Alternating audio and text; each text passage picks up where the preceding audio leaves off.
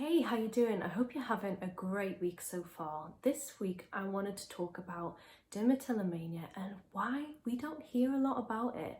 Now, if you're new to this channel, you've just stumbled on this video, you're probably like, what, dermatillo what? And many years ago, I was exactly the same. I remember frantically trying to figure out what I had been doing for so many years, compulsively skin picking, making myself so upset.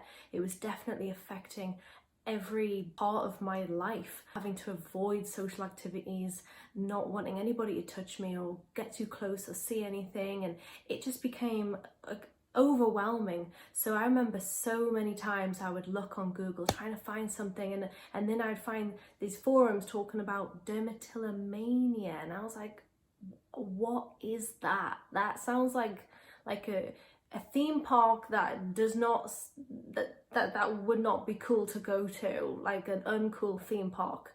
And yeah, it's not an uncool theme park at all. It is aka excoriation disorder, or as I mentioned before, obsessive compulsive skin picking or skin picking disorder.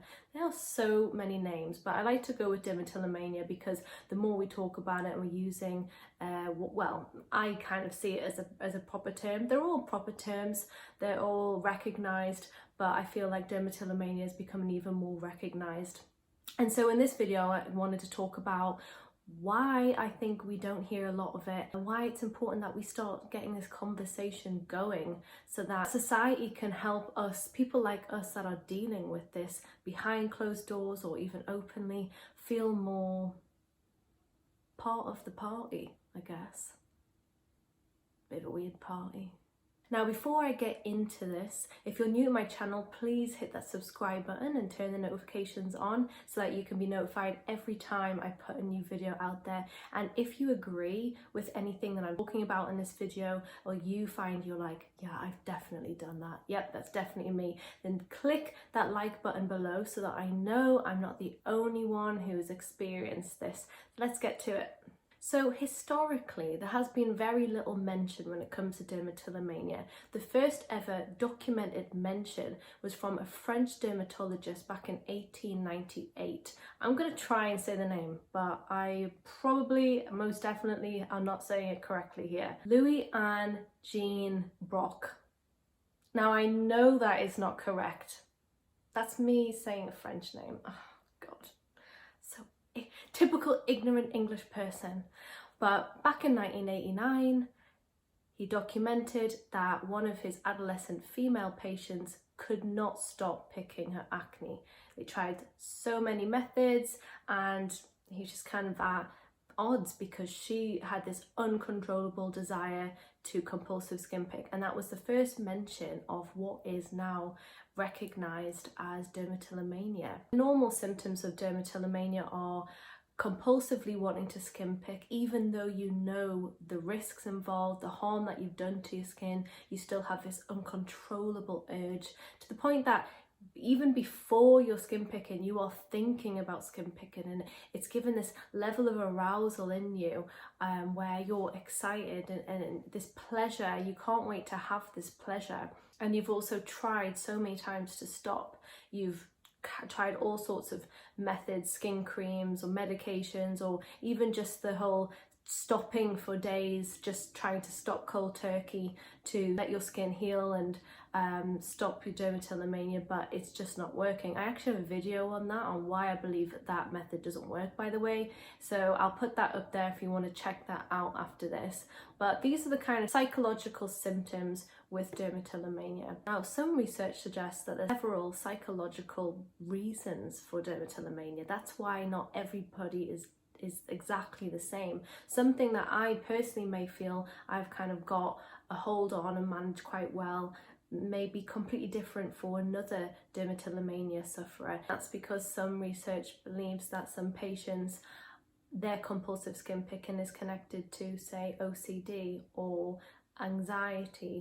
Others may have more kind of addiction related symptoms. So it's definitely worth checking out and having a little bit more of a read into what some past research has suggested. It's been one of those disorders that has been kind of on the fence for a while, like do you include it, do you not? There were some medical backlash and controversy back in the day when it was recognised as a standalone disorder, because some medical professionals were thinking, well, if you're going to call that a disorder, then why aren't you going to call nail biting a disorder? You may have heard of trichotillomania, which is better known as compulsive hair pulling, and it's very like that in a way, because it's the same case of arousal, the level of arousal in the person and the pleasure that you feel when you are doing it. So a lot of people may also have trichotillomania. It's not uncommon for those who compulsively skin pick to also compulsively hair pull, because it's that level of arousal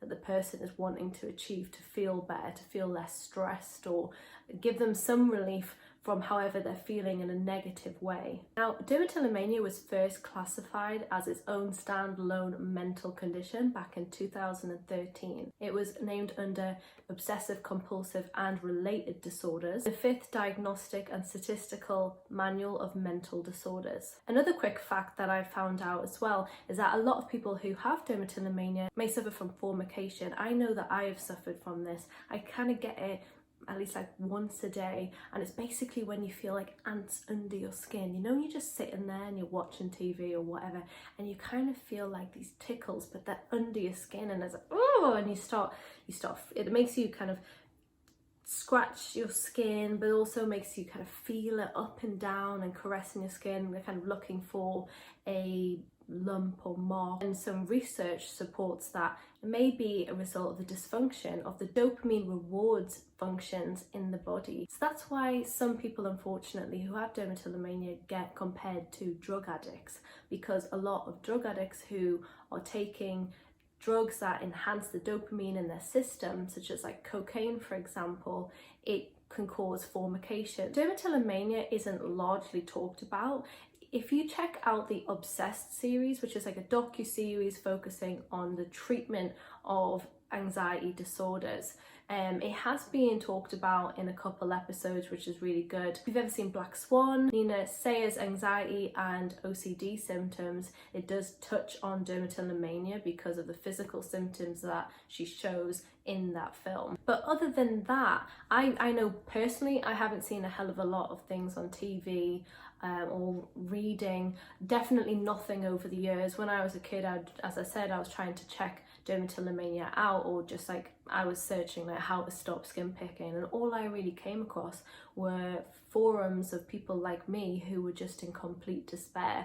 Now, as time has went on, there's been a lot more mention, there's more articles, medical fields are paying more attention to those that are suffering with dermatillomania, which is great to hear. I've also been conducting a survey where some brilliant people who suffer from dermatillomania are quickly answering the survey, providing their feedback on their experiences. It only takes 2 minutes, so I'll drop it down in the description section below if you wanted to help me out with that, because soon I'm going to be creating a survey based on the results that I can share with you. So if you want to be part of that, click down the link in the description below and be part of the survey. The reason why I think we don't hear a lot on dermatillomania is because it's largely associated with females. Now, as I said, research is limited, and you can only really go with what people have been comfortable enough to participate in.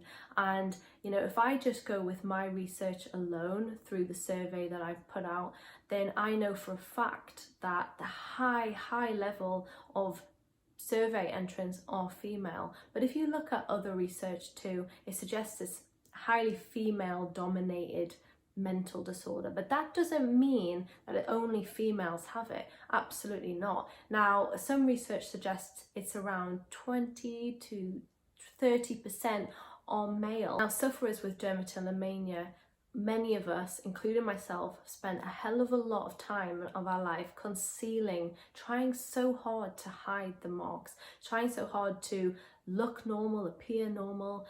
The last thing we want is anybody to ask us about the marks that we've created or how we're feeling, or we just kind of want to pretend that everything is absolutely a-okay, and that's probably got everything to do with us having a compulsive skin picking disorder. Because if we are dealing with a lot of factors in our lives that are stress or sadness, like depression, anxiety, then maybe compulsive skin picking has been our way to process these feelings that are too hard for us in that very moment, or the moment when we created this outlet.